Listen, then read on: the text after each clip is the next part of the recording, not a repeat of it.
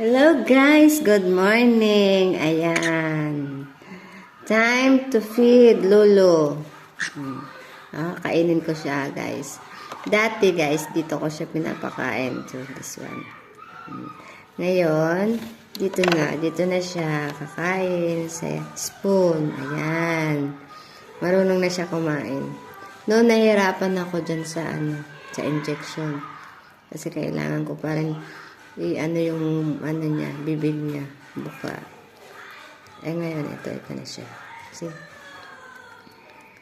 Ayan, kumakain na siya mag-isa. So, hindi na rin ako nahihirapan. Kasi pag pinapakain ko siya, kailangan hawakan. Ito ngayon.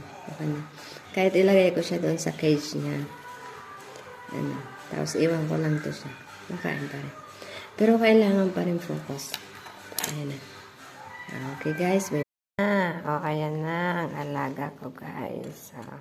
Dati, pinapakain ko siya dito. Dito. Ito. Dito. Ganun. Ito na din siya. Ito na siya pinapakain. Ayan. Kasi marunong na.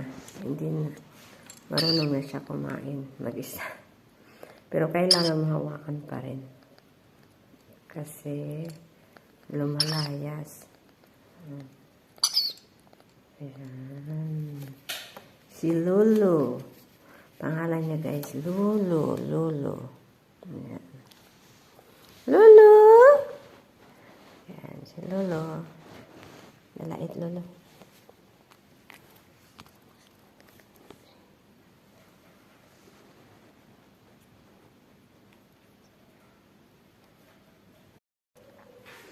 Wow, galing-galing naman yan. Si Lolo. Galing na siya kumain, guys.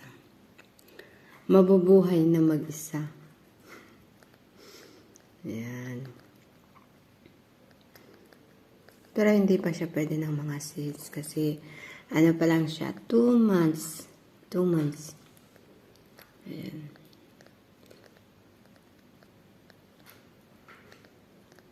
Hindi pa siya rin marunong magsalita. Tuturuan ko to ng salitang Tagalog. Ayan.